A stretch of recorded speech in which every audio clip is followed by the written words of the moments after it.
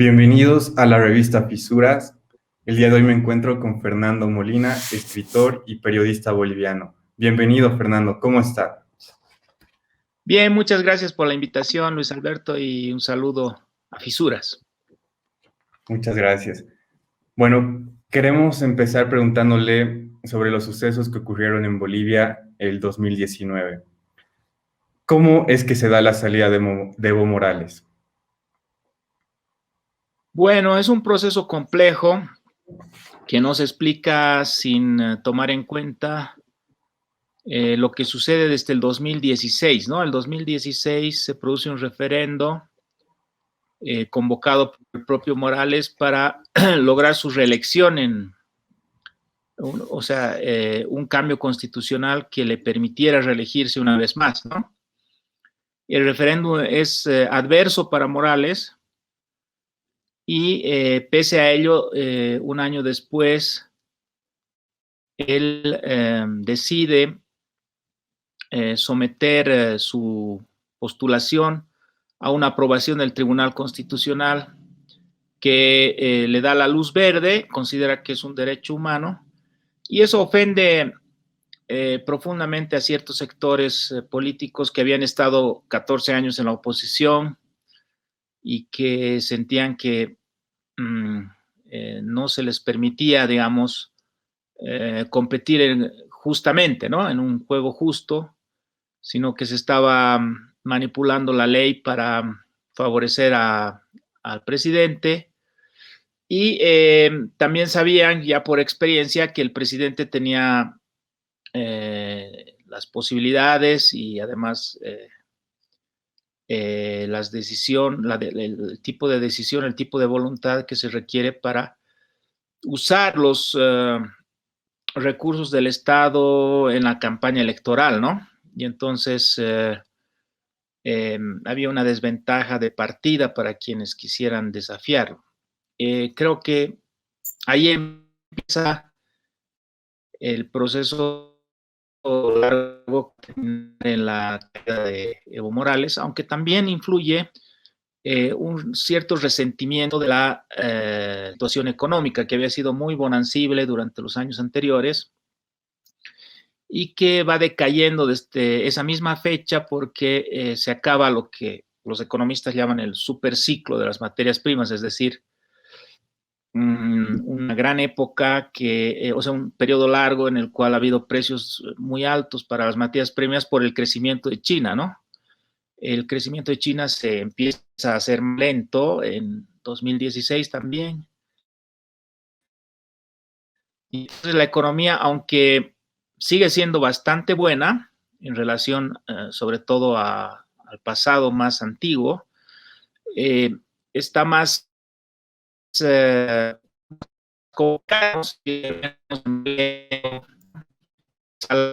aumenta tanto o incluso disminuye y entonces hay cierto malestar por subterráneo, yo diría, y ambas cuestiones además se combinan con un cansancio general que había respecto a el gobierno de entonces, ¿no? De la repetición de los mismos rostros, de las mismas políticas, los mismos discursos.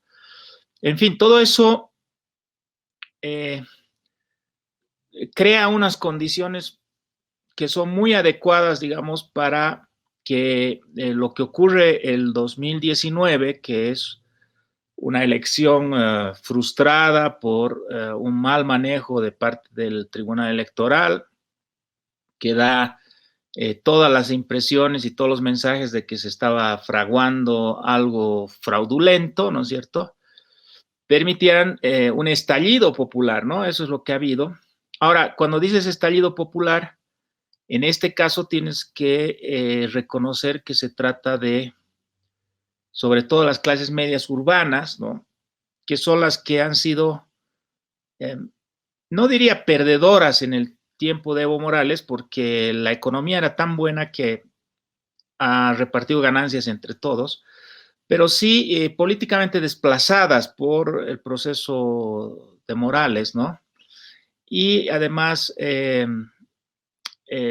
constantemente a la oposición se le reclamaba y criticaba por racistas, etcétera, y todo eso se fue configurando en la mente de ellos como una persecución, digamos, ¿no? Que los hizo ver a muchos de sus intelectuales, el gobierno de Morales como una dictadura, incluso, ¿no? Además estaba el tema, ¿no? de el Estado plurinacional de Bolivia, que nunca le gustó a estos grupos sociales, ¿no? Ellos en general nunca apoyaron a Evo Morales, pero al principio en un núcleo más pequeño, ¿no? Luego con el desprestigio del gobierno y las repeticiones y las reelecciones, etcétera, ese núcleo fue irradiándose a más sectores y incluso llegando a sectores populares. Y como te decía, no tienen, viven el proceso del Estado plurinacional como una tragedia, porque es como una carta de nacimiento indígena de Bolivia, ¿no? Que si tú lees la Constitución, etcétera, no incluye, digamos, a estos sectores, ¿no? Estos sectores que son, que se consideran a sí mismos mestizos, no indígenas, y no son pueblo indígena, no les han dejado que se cuente el censo porque se ha prohibido la palabra, no prohibido, pero eliminado, digamos, la posibilidad de preguntar a las personas si se sentían mestizas o no. Entonces, todo eso es una especie de sombra ominosa, digamos, de adversidad suprema para esta gente que estalla en octubre, y de ahí viene una escalada, ¿no? Una escalada en la cual las clases medias en movilización usan todos sus recursos, ¿no?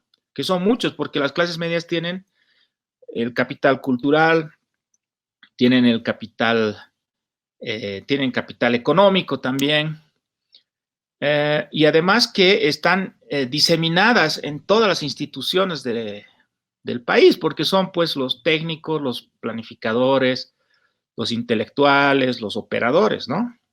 Y entonces hay una presión ahí de tipo espontáneo, me parece a mí, aunque el gobierno lo ve de otra forma, pero a mí me parece que sobre todo espontáneo, una presión sobre, por ejemplo, los altos mandos de la policía, los altos mandos militares, ¿no? Que son también clase media, ¿no? Y que por supuesto tienen parientes en las mismas clases, que también vivían los mismos problemas. Mira, yo te cuento una anécdota personal. Yo fui a dar una clase a la Policía Nacional, a coroneles de la policía, creo que el 2018, me parece. Y cuando yo empecé a explicar un poco la coyuntura política, porque me pidieron eso, me sorprendí por el grado de animadversión, de rechazo que tenían estos coroneles respecto al gobierno, ¿no? Y me quedé sorprendido. La verdad es que no es que anticipé lo que podía pasar, pero me di cuenta de que el MAS tenía un grave problema de imagen dentro de la policía. Eran los que iban a gobernar pronto, ¿no? Esta institución. Entonces, no creo que solamente se pueda explicar esto por razones pecuniarias, por una negociación, ¿no? Del padre de Fernando Camacho, que era el director o el jefe de las protestas. Esto es más profundo y tiene que ver con todo lo que he explicado y con la condición de clase de estos sectores de dirección de la policía, y también en el ejército me parece que ha ocurrido algo parecido. Se obliga al presidente a renunciar porque ya no tenía defensa, ¿no? Ahora, eso es también, con eso termino, es importante, el presidente apela a las tradicionales bases del MAS, los movimientos sociales, y no logra mucha respuesta, ¿no? Eso muestra que había cansancio también en esos sectores. No es que lo apoyan el proceso de protestas, pero sí se resisten o remolonean, ¿no?, para defender a Morales, e incluso la Central Obrera Boliviana, que tenía a ciertos sectores en la movilización, sectores potosinos, sobre todo mineros, también pide la renuncia de Morales para resolver el problema, que se volvió irresoluble en la medida en que, aunque el gobierno fue cediendo, primero una segunda vuelta, luego unas nuevas elecciones, la gente movilizada estaba cada vez más radical y cada vez más fuerte, porque el bloqueo de caminos, de calles que organizaron los comités cívicos, realmente fue efectivo, ¿no? Paralizó el país, excepto en La Paz. Todas las otras ciudades no había trabajo, casi en absoluto, ¿no? Entonces, se sintieron cada vez más fuertes los movilizados y por lo tanto pidieron cada vez más cosas, ¿no? Cosas más audaces, terminando en la renuncia de Morales, y entonces las otras concesiones no sirvieron. Tampoco la clase política hizo ningún esfuerzo por lograr un diálogo, una salida más concertada, ¿no? Se dejó que fuera Camacho la voz cantante, ¿no? Y terminó todo esto en la caída, en el derrocamiento de Evo Morales, ¿no? Esa es mi visión de las cosas, un poco descriptiva, pero creo que es importante porque el tratar de designar todo lo sucedido tan complejo con un epíteto, ¿no?, como golpe o revolución, a veces esconde más de lo que, o revela más del autor de la declaración que de los hechos, ¿no? Usted también mencionaba en sus escritos acerca de la revolución y la contrarrevolución. También mencionaba que Bolivia era la Francia de Sudamérica, algo que René Zabaleta también lo decía, ¿no? ¿Por qué no nos explica un poco más de eso?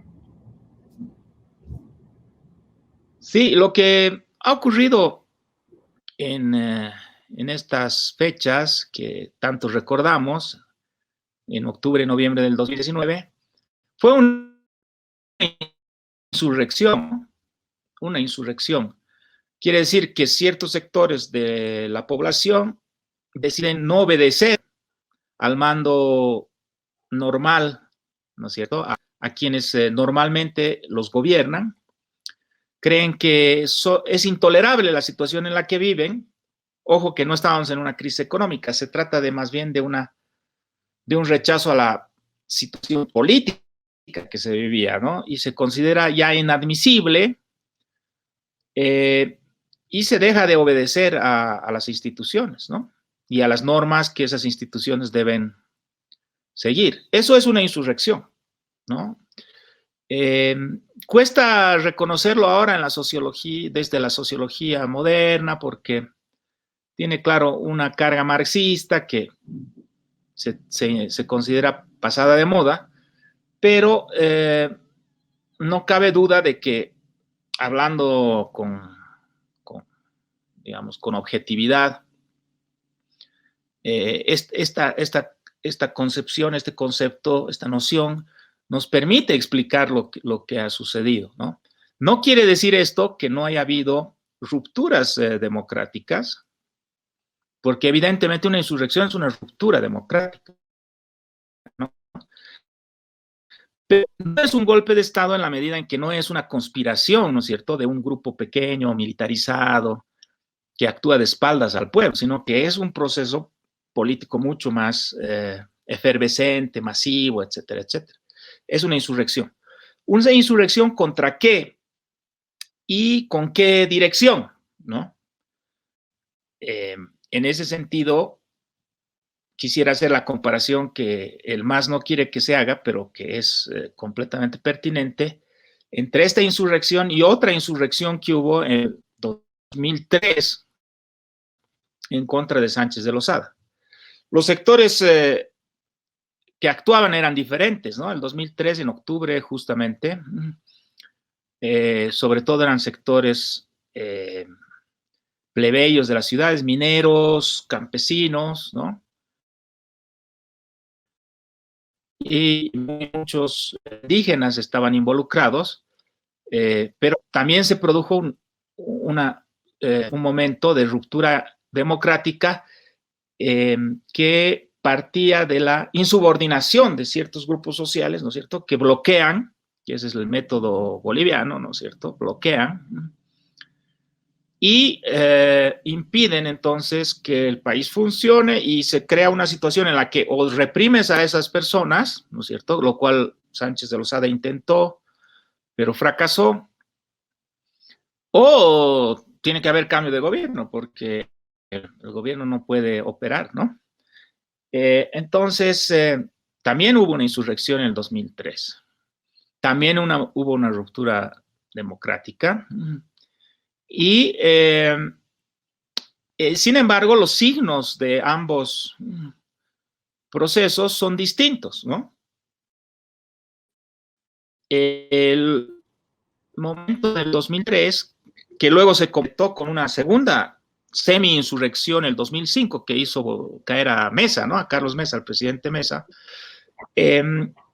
terminó, todo esto al final lo envuelve el proceso democrático. Eso es lo interesante, ¿no? Porque en otra época, en la época de Zabaleta, esto hubiera sido simplemente revolución y punto, revolución contra revolución. Pero ahora, como la democracia es como el marco en el cual se tienen que mover los actores políticos, o sufren una grave sanción internacional, entonces finalmente se reencauzó democráticamente, pero hubo una insurrección de signo izquierdista, digamos, ¿no?, que planteó o empujó al MAS al poder, y justamente hizo un cambio de élites, ¿no? Por eso decimos es una revolución política. No estoy hablando de una revolución social que hubiera cambiado integralmente la sociedad. No la estoy cargando ni de notas románticas, idealizadas, ni tampoco de notas negativas, ¿no? Estoy hablando de manera politológica, descriptiva. Es un cambio de élites sociales, ¿no? Políticas, perdón. Es decir, ha salido toda la élite neoliberal y entra el MAS y se quedan mucho tiempo. Bueno, eso es por otra serie de razones, entre ellas este superciclo del que hemos hablado, ¿no? Porque normalmente en Bolivia los cambios son mucho más ágiles, pero el MAS coincide con el superciclo y toma buenas decisiones al principio y establece un gobierno bastante sólido, estable. Evo Morales rompe todos los récords de permanencia, etcétera, todo lo que sabemos, ¿no? Entonces, vivíamos una revolución democrática en el sentido de que se había enmarcado finalmente en los términos electorales y institucionales de la democracia. El proceso del noviembre del 2019 es contra eso, ¿no es cierto? Es contra ese proceso de cambio, como lo llama el MAS. Y por eso yo lo llamo contrarrevolución, es decir, es para deshacer esa revolución inicial.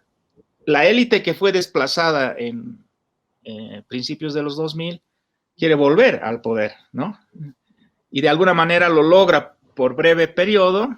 Es la misma élite, las mismas ideas, que eran las ideas en gran parte de liberales, igualitaristas formales, ¿no?, de democracia formal, etcétera. Esas ideas vuelven. Entonces, hay un intento de deshacer lo que hizo Evo Morales y el MAS, y por eso el signo de todo este año 2019-2020 ha sido el rechazo y la refutación del MAS, ¿no? O sea, el gran tema político ha sido cómo evitar que el MAS vuelva, ¿no? Cómo bloquearlo al MAS, etcétera, etcétera. Y entonces, de ahí que yo hable de revolución y contrarrevolución. Y Zabaleta se refería a eso justamente cuando decía que nosotros en Bolivia somos la Francia Sudamérica, porque la política se hace de manera clásica, decía, es decir, con revoluciones y contrarrevoluciones, con insurrecciones, y no con los procesos, por ejemplo, que se dan en Chile, ¿no? Aunque bueno, en Chile se están copiando un poco de nosotros ahora, ¿no? Pero siempre hemos tenido una democracia más frágil, una élite más débil, y entonces se producen, y además un movimiento social muy fuerte, una sociedad muy fuerte, como dice el propio Zabaleta. Él es el más, no sé si el primero, pero el más claro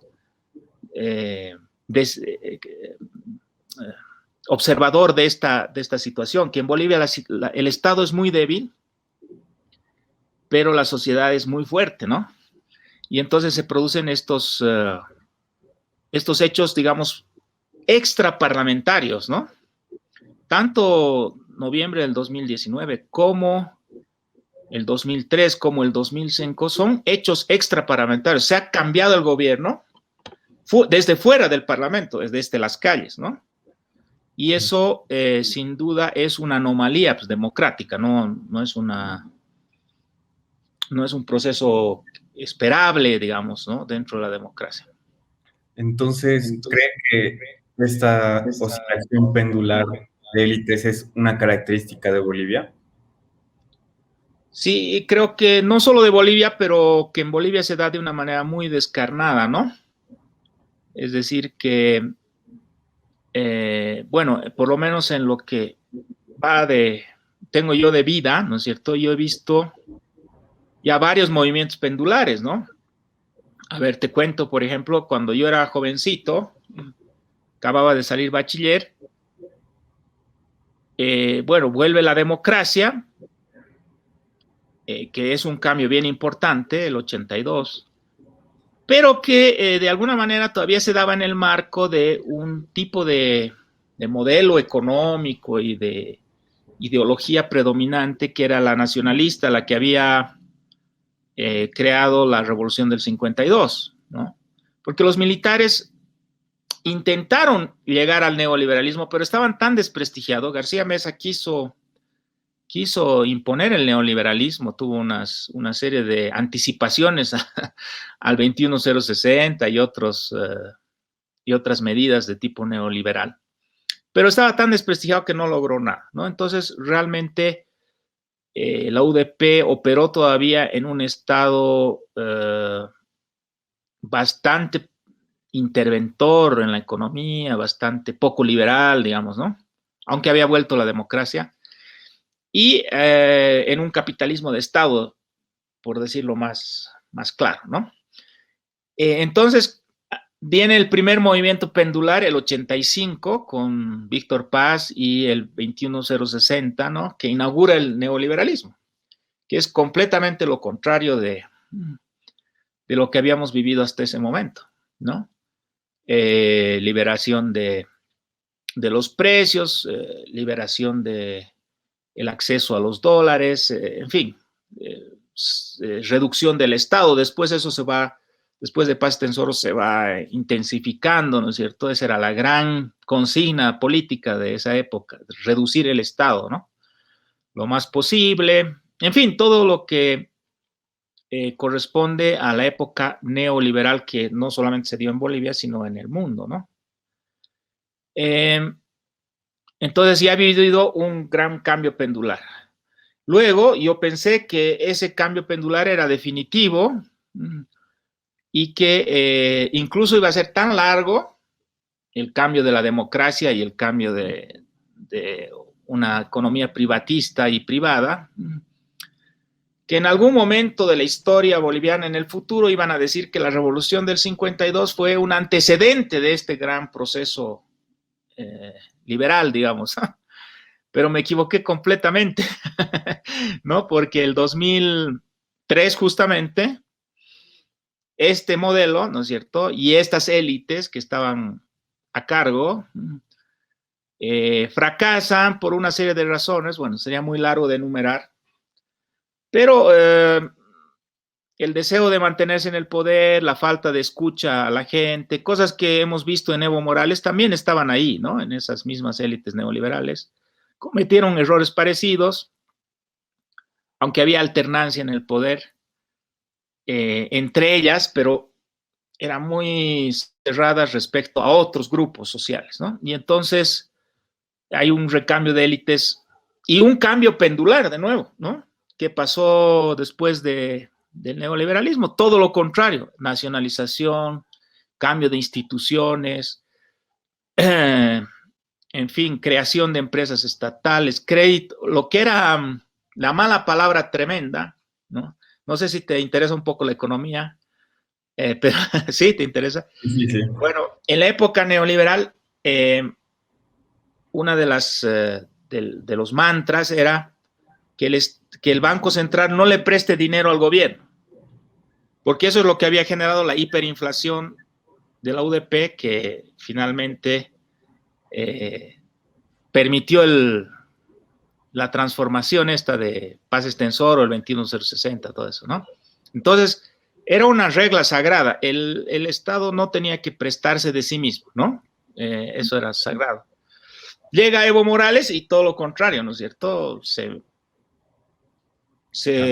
Más bien se impulsa un banco central que no sea independiente, que sea dependiente del Ministerio de Economía, que le preste dinero al Estado, en fin.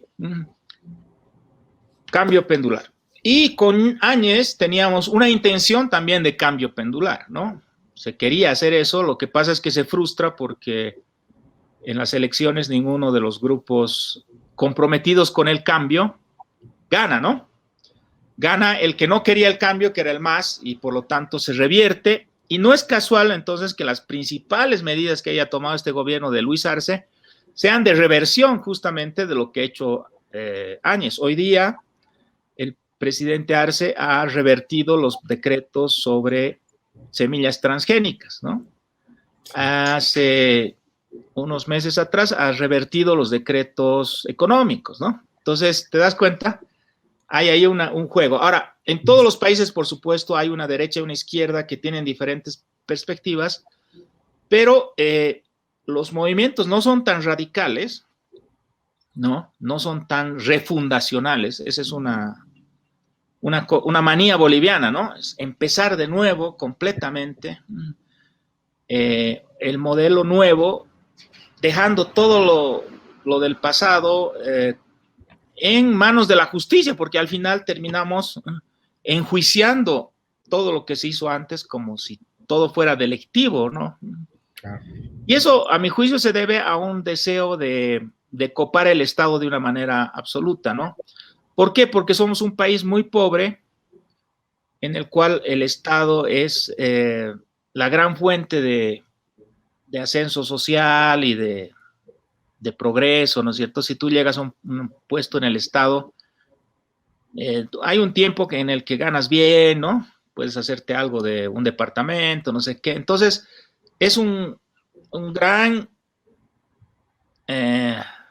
escenario, digamos, para la realización económica de los grupos sociales.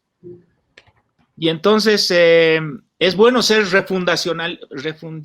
refundar las cosas, porque eso te permite eliminar a los de antes, dejar el Estado en tabla rasa. Claro, nunca ocurre exactamente así, ¿no? Pero ese es el deseo, por lo menos. Y sí, poner a tu gente ahí, ¿no?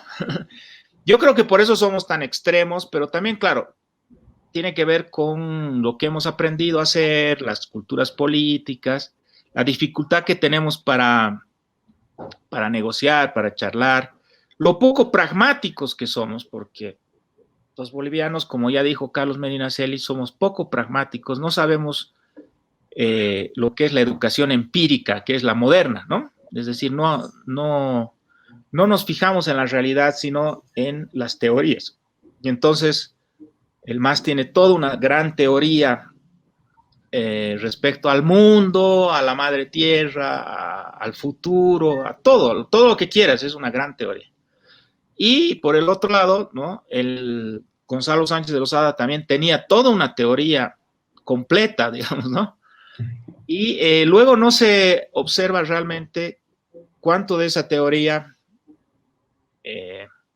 se aplica y se puede aplicar, y cuánto al final no es ni de lo uno ni de lo otro, sino es un estado, ¿no es cierto?, bastante rutinario, ¿no es cierto?, con mucha inercia, que es bastante ineficiente, en el cual vive mucha gente, o sea, ha hecho de mucha gente el estado un modus vivendi, ¿no?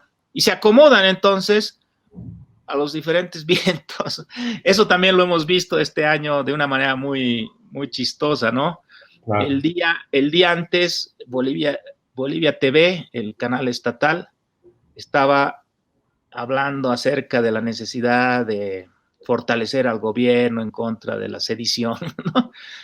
Y al día siguiente, o sea, el 11, 12 de noviembre, estaba hablando acerca de la necesidad de pacificar el país y no sé qué, y eran las mismas personas, ¿no? O sea, luego hubo cambios porque, bueno, todo el mundo quería los empleos, pero si los dejaban, se quedaban las mismas personas, y no solamente en el canal, en muchas instituciones, etcétera, ¿no?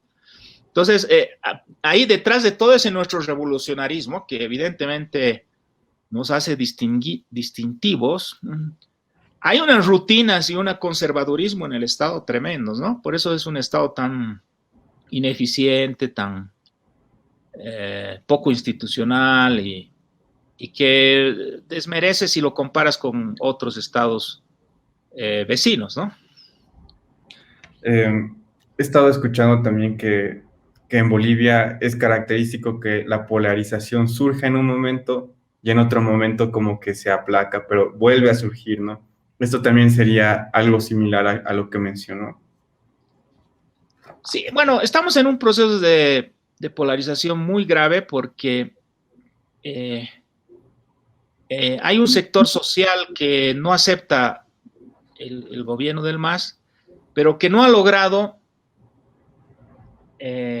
posicionarse como una opción de futuro, ¿no? Estamos ahí en ese, entrampados en esa situación. Este sector social, que es el responsable de los procesos del año pasado, ha fracasado, digamos, en su necesidad de aprovechar la oportunidad histórica que tuvo de superar al MAS. Ha fracasado, no lo ha logrado, ¿no? Es complejo decir por qué, pero en gran parte se debe a que es un sector minoritario si lo tomas desde el punto de vista neto, digamos, o sea, si sacas las coyunturas, ¿no? Es finalmente minoritario, ¿no? Y entonces, obviamente, esa mayoría que se inclina más por la salida estatista, por la salida nacional popular, por el masismo, etcétera, en determinados momentos de emergencia, como el que le planteó el añismo, ¿no es cierto?, se cohesiona, ¿no?, y da un 55% de votos a favor de Arce. En cambio, ese mismo bloque, cuando ya no está en una situación de emergencia, en las elecciones subnacionales, se dispersa, ¿no? No hay esa fortaleza y esa coherencia, digamos. Entonces, bueno, pero se puede hablar de muchas otras cosas, ¿no? Sí. De errores evidentes que se han cometido, ha sido un gobierno realmente desastroso, en fin. Lo cierto es que fracasa, ¿no? Y entonces quedan los sectores estos sin poder desarrollar ese proyecto de país que querían, ¿no? Y han quedado frustrados y rencorosos y molestos, etc. Y a la inversa, el MAS ha quedado también muy herido por lo que ha ocurrido. Y entonces ha cambiado, no es el mismo MAS que antes, ¿no? Es un MAS más paranoico, más cerrado, me parece, menos nacional popular, es decir, porque yo con otros hemos comparado siempre al MAS con el MNR, ¿no? Nos ha parecido siempre que eran bastante parecidos los proyectos, ¿no? Los dos proyectos, a pesar de las diferencias, claro, de tiempo y de concepciones. El marxismo ya no es importante tan importante en esta segunda etapa de la Revolución Nacional. En cambio, el marxismo era mucho más importante antes. En fin, hay diferencias, pero también hay muchas similitudes, analogías, ¿no? Un Estado fuerte, redistribuidor, la incorporación de sectores, el uso de esos sectores en contra de las viejas élites, ¿no? Eso es muy parecido y es nacionalismo popular o nacionalismo revolucionario, ¿no? Como lo llamamos en Bolivia. Bueno, el MAS era así, pero ahora lo veo mucho más a la izquierda, no sé si mucho más, pero un poco más a la izquierda, yo un poco más con una actitud parecida a la de la izquierda tradicional que yo he conocido en los años 80, ¿no? Es una visión que todavía es subjetiva, es una intuición, pero me parece que el golpe, bueno, o sea, no voy a usar esa palabra para que no se malinterprete, el impacto que han recibido, ¿no? El MAS en esta época le ha producido un efecto psicológico, político, interno, ¿no? Ha perdido una dirección interna que tenía, que eran los evistas, ¿no? El llamado entorno, dirigían el MAS. Cuando han salido del país, y bueno, además estaban bajo la persecución judicial, aparecieron una serie de denuncias, etcétera. Dentro del MAS se lo sustituyeron a esta dirección evista, ¿no?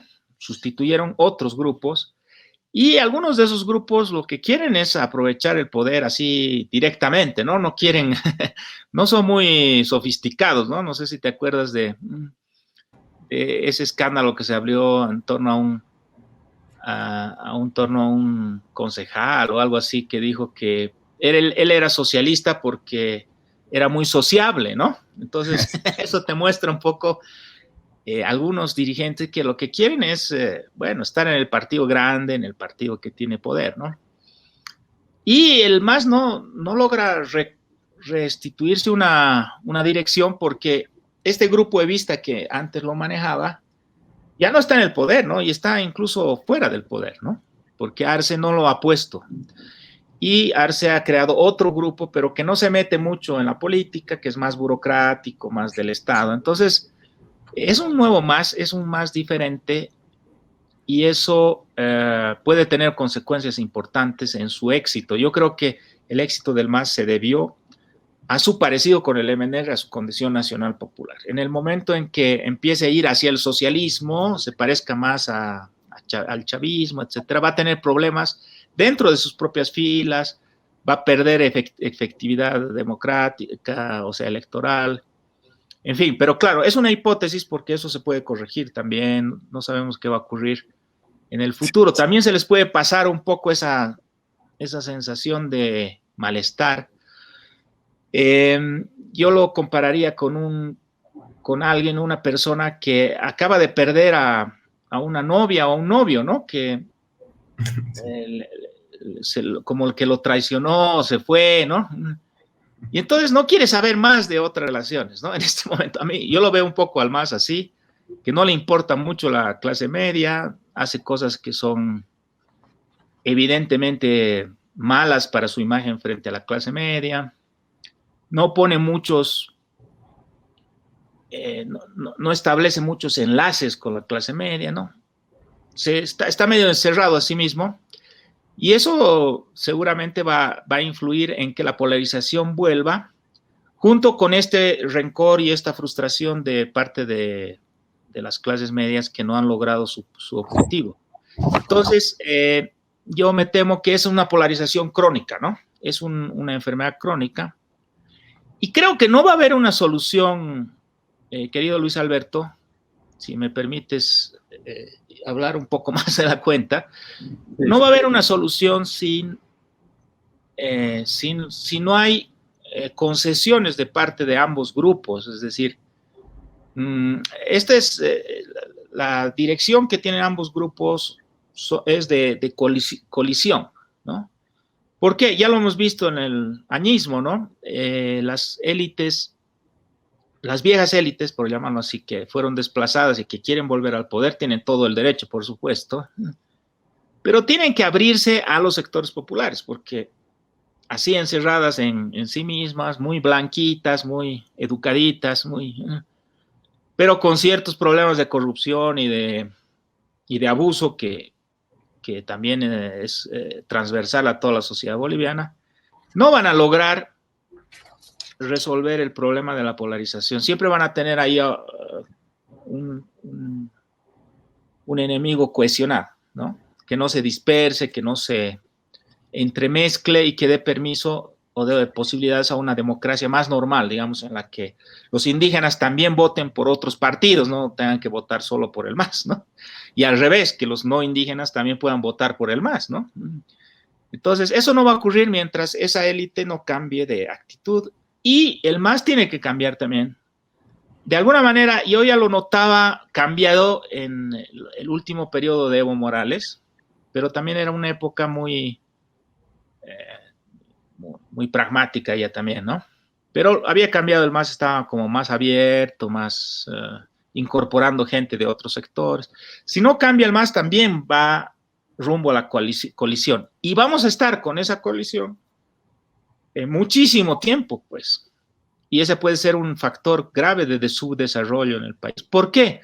Porque en democracia ninguno de los dos grupos va a poder aplastar al otro, ¿te das cuenta? Sí. Entonces, la única forma es, o se acaba la democracia, que no es imposible, ¿no es cierto? Puede darse un verdadero golpe de Estado, ¿no? O una verdadera revolución social, no solo política, ¿no? Que haga que el MAS se convierta convierta a Bolivia en Cuba, pero bueno, son posibilidades, pero remotas. Lo cierto es que tenemos un sistema democrático y esta polarización puede permanecer mucho tiempo y convertirse en un verdadero lastre para la economía y el desarrollo del país.